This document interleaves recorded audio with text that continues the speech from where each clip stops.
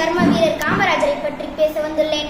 சட்டங்கள் கற்றதில்லை, பட்டங்கள் பெற்றதில்லை, திட்டங்கள் பல கோடி தந்திட்ட அறிவு பெற்றவமே. எல்லோருடைய வாழ்க்கையும் வரலாறு ஆவதில்லை. வரலாறு ஆனவர்கள் யாரும் தனக்காக வாழ்ந்ததில்லை. விருதுநகரில் பிறந்தவரே, அகிலம் போற்ற உயர்ந்தவரே, விருதுகளின் நாயகரே, வையம் வணங்கிட வாழ்ந்தவரே, மக்கள் பசியை போக்கியவரே, ஏழையின் துயரை துடைத்தவரே, கல்வி தந்தை ஆனவரே, கருணை உள்ளமுடையவரே, எங்கள் பெருந்தலைவர் காமராஜரே. ஆளு மட்டும் உயரமல்ல, ஆளுமையும் உயரம்தான். ஆம், யார் அவர்? கருப்பு காந்தி, கருப்பு வைரம், ஏழை பங்காளன், பகலுணவு தந்த பகலவன், கர்ம வீரர் காமராஜர் அவர்கள். காமராஜர் ஆட்சி காலகட்டத்தை பொற்கால ஆட்சி என்று சொல்லும் போது ஏதோ இதை வெற்று புகழாரம் போலவே இன்றைக்கு நினைக்கின்றனர். மூவேந்தர்கள் ஆட்சியில் நிகழாத அற்புதங்கள் தமிழ்நாட்டில் நடந்தது. இப்படி கூறியவர் யார் என்று தெரியுமா? தந்தை பெரியார். உண்மையில் காமராஜர் ஆட்சியில் என்ன நடந்தது?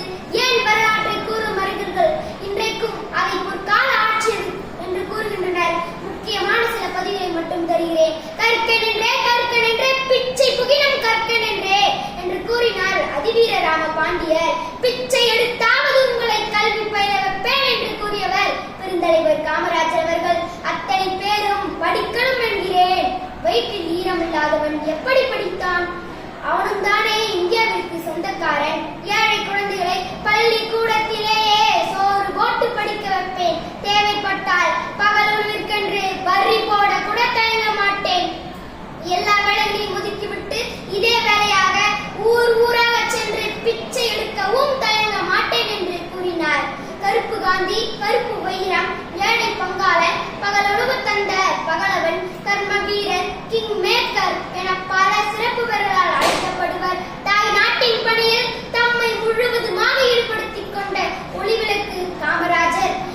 சிறு வயதிலேயே தன்னை காங்கிரஸில் இணைத்துக் கொண்டார். 1954 ஆண்டு தமிழ்நாட்டின் முதலமைச்சராக பதவியேற்றுக் கொண்டார். பதவியேற்ற உடனே ராஜாஜி மூடியிருந்த 6000 பள்ளிகளை மீண்டும் திறந்தார். 12,000 புதிய பள்ளிகளை திறந்தார். நெய்வேலி பழுப்பு நிலக்கரி, பஞ்சாயத்து ராஜ் திட்டம், பெரம்பலூர் ரயில் நிலையம், மேட்டூர் காகித தொழிற்சாலை, சேலம் இரும்பூர் காலை என இவ்வளவு திட்டத்தை உருவாக்கினார். அது மட்டுமல்லாமல் நீர் திட்டத்தின்படி மணிமுத்தாறு அணை, வைகை அணை, கிருஷ்ணகிரி அணை, சாத்தனூர் அணை மற்றும் ஆரணியாறு அணை என பல அணைகளை கட்டியுள்ளார். பல அணைகளை கட்டி நீரை தேக்கியவர். அந்நீரை கொண்டு விவசாயம் செழிக்க வேண்டும் என்பதற்காக மின்சாரத்தை கொடுத்தார். விலை போட்டு வாங்கவா முடியும் கல்வி, விலைதோறும் கற்று வருவதால் படியும் என்ற பாரதிதாசனின் வரிகளை உணர்ந்து பள்ளிக்கு வாருங்கள், படியுங்கள், படித்து உயருங்கள் என்றார். எளிமையின் சின்னமாக திரண்டவர் காமராஜர் அவர்கள். 3 லட்சம் ரூபாயில் அரசின் செய்திகளை ஒரு படமாக எடுக்கலாமே என்று ஒருவர் கேட்டார். அதற்கு காமராஜரோ அந்த தொகையில் 10 ஊர்களுக்கு பள்ளிக்கூடங்களை கட்டுவேன் என்றார். அவர் இறந்தபோது அவரது சட்டை பையில் 100 ரூபாயும், ஒரு செட் உடையும், ஒரு ஜோடி செருப்பு மட்டுமே அவருக்கு சொந்தமாக இருந்தன. இவரை போன்று ஒப்பாரும் மிக்காரும் உண்டோ? சீராட்டும் தாயை தவிர சொந்தமென்று ஏதுமில்லை. துணை இருக்க மங்கை இல்லை. தூயமணி மண்டபங்கள், தோட்டங்கள் ஏதுமில்லை. ஆண்டிக்கையில் திருவோடு இருக்கும், அது கூட உனக்கு இல்லை என்று காமராஜரை புகழ்ந்து கூறினார் கண்ணதாசன். 25% இடஒதுக்கீட்டில் ஆர்டி என்ற எலிப்பொறியில் டியூஷன் ஃபீ என்று சொல்லி பணம் பறிக்கும் வியாபார கல்வி விழுந்தொழிய வேண்டும் தான் இங்கே காமராஜர் ஆட்சி. சத்துணவு என்று சொல்லி வண்டுகளை பிரித்தெடுக்கவும் ஓடிவிட்ட உணவு வேலையின் வேதனையை கண்டறிய வேண்டும் தான் இங்கே காமராஜர் ஆட்சி. பகட்டில்லா பேச்சுதனில் தூய்மை பார்வைகள் மேலோங்க எளிமையாய் எழுந்தருளும் நேர்மையான ஆட்சி எல்லாம் புத்தகங்களில் எழுத்துகளாய் ஆகிவிட எழுந்து வா காமராசா, உன்னுள் விழுந்து விட தவிக்கின்றேன். ஏரி குளம் காணல, காடெல்லாம் வீடாச்சு, மழை வந்து வீடெல்லாம் கடலாச்சு. நீ கட்டுனால மட்டும் கம்பீரமா கலரா மின்னுது, ஓடி வந்து நின்று விடு என் ராசா. களவு போன உன் ஏரியும் குளமும் பெயர் சொல்லி புலம்புது.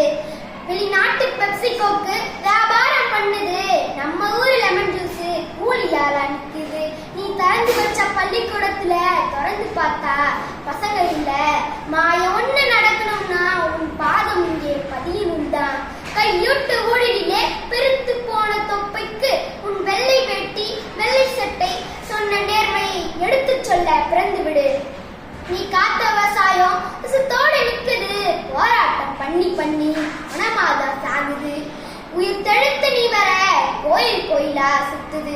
ரோட்டுக்கு கமிஷன், அழகு வீட்டுக்கு கமிஷன், அணை கட்ட கமிஷன், பள்ளி தளங்கள் கட்ட கமிஷன், முதியோர் பென்ஷனுக்கு கமிஷன், பிறந்தாலும் கமிஷன், இருந்தாலும் கமிஷன், இறந்தாலும் கமிஷன், இறந்த பிணத்தை எரித்தாலும் கமிஷன். இதை விசாரிக்க வரும் ஒரு கமிஷன், அந்த கமிஷனுக்கும் ஒரு கமிஷன். இதற்கு தேவை ஒரு எமிஷன். நீ வந்தா இல்லை இப்ப டென்ஷன். காமராஜர் வருவாரா? மீண்டும் பொற்காலம் திரும்புமா? இதுதானே உங்களின் கேள்விகளாக இருக்கின்றன. ஆம், நிச்சயம். நீ நான் அனைவரும் ஒன்றிணைந்தால் இது சாத்தியமே. காமராஜர் வழி நடப்போம், தமிழ்நாட்டை காப்போம். ஜெய் ஹிந்த். நன்றி, வணக்கம்.